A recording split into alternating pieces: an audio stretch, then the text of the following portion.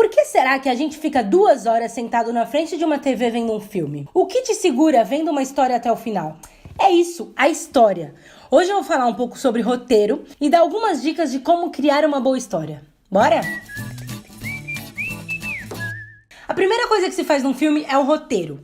Ter uma ideia, desenvolver uma história, uma narrativa. Que história você quer contar? O roteiro é a alma do filme. Não existe aquele negócio de adorei a fotografia, o figurino, mas não gostei muito do roteiro. Então você não gostou do filme, porque o que faz um filme é uma boa história. A Pixar é muito conhecida e muito enaltecida por ter boas histórias. As histórias da Pixar emocionam a gente, tocam a gente. Ai, velho.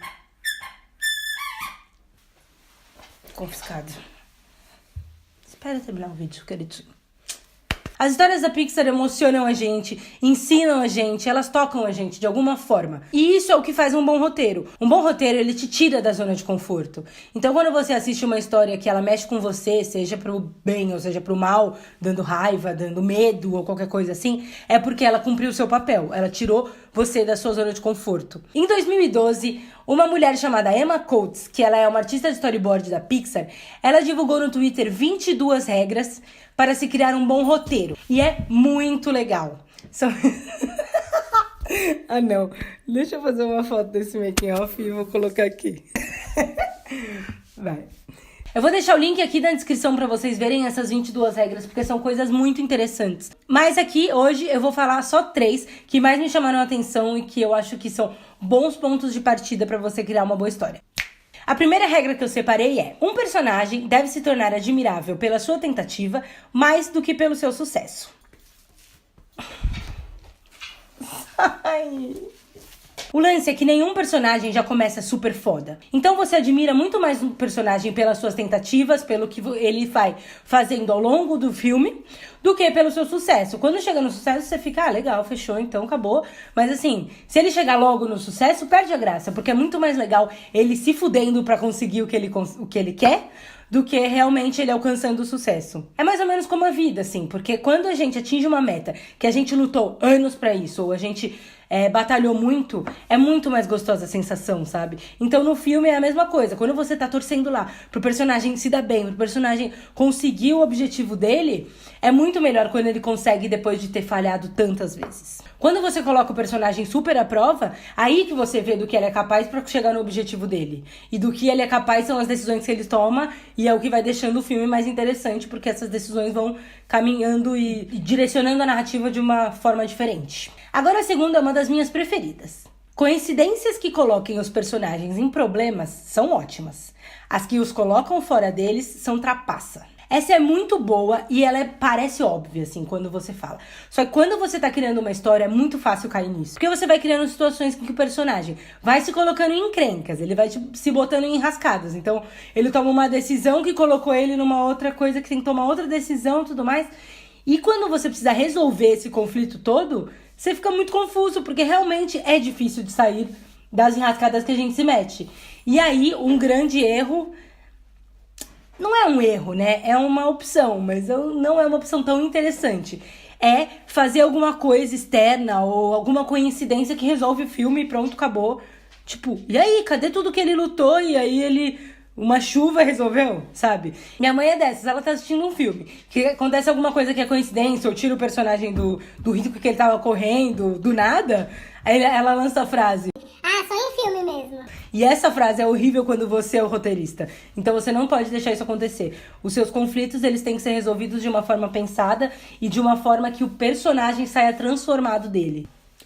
Não, corta essa, sério. A terceira regra é tipo um complete as lacunas.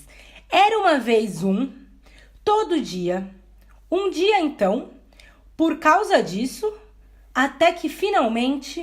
Isso é uma forma muito legal de começar a criar uma história. Se você tá travado no como vai ser a narrativa, como que você vai desenvolver a ideia que você tem, essa é uma boa forma completando as lacunas. O que acontece que preenche essas lacunas é o que cria a história. Todo roteiro só existe porque aconteceu alguma coisa na vida desse personagem que mudou a vida dele, fazendo a história nascer. Energia lá no...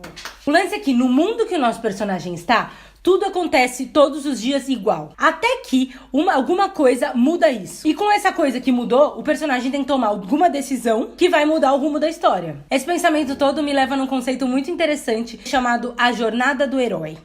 E quando eu falo em herói, não é super-herói, tá? Aquele super-homem. Herói é o nosso personagem principal, independente se ele é um herói mesmo ou não. O herói é qualquer personagem que passa pelo processo que eu vou explicar agora. Joseph Campbell tem um livro chamado O Herói de Mil Faces, que foi da onde surgiu esse conceito da jornada do herói. O Campbell defende que existem 3 etapas do nosso personagem. Então ele tá lá no mundo comum dele, alguma coisa acontece que chama ele pra uma aventura, então tem o chamado aventura, e aí depois é esse personagem nesse mundo novo. Não é nada familiar, ele não sabe como lidar, ele não sabe que atitudes tomar. A gente pode encontrar isso em muitas histórias que a gente já viu. Por exemplo, no Toy Story. O Woody tá lá, de boa, no quarto doente, sendo o brinquedo preferido. O que pode acontecer de pior pra ele? Ele perder o posto de brinquedo preferido. O Buzz chega na casa e aí todos os brinquedos ficam impressionados com ele. O Andy muda toda a decoração do quarto. Então o Woody se sente excluído. Então, ele vivia normalmente com o Andy, com os brinquedos. Ele era o brinquedo preferido. Até que um dia, bum, veio um Buzz e estragou tudo a festa dele. E o que ele vai fazer agora? A chegada do Buzz foi o chamado aventura do Woody. E ele vai ter que enfrentar esse desafio. E como num bom filme, ele sai transformado e ele cresce. Ou no Procurando Nemo, que o Nemo e o pai dele estão de boa, vivendo lá no mar. Aí um dia, o Nemo desafia o pai e encosta no barco. E aí ele é capturado. A partir desse momento, o Marlin, o pai dele, teve um chamado aventura, que é ir buscar o Nemo pelos mares. E aí ele passa o filme todo procurando o Nemo pelos mares, até que no fim, spoiler, ele encontra o Nemo.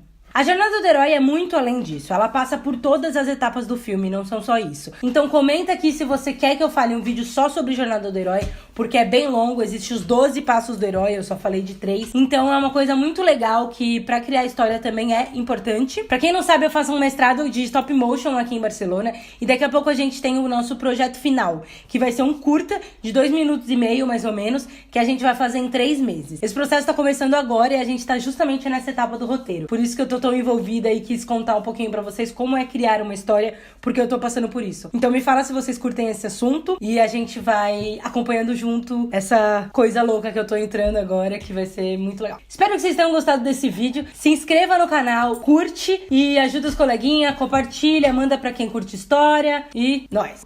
Tchau! Fui! Falou! A bola! Chegou a hora da bola!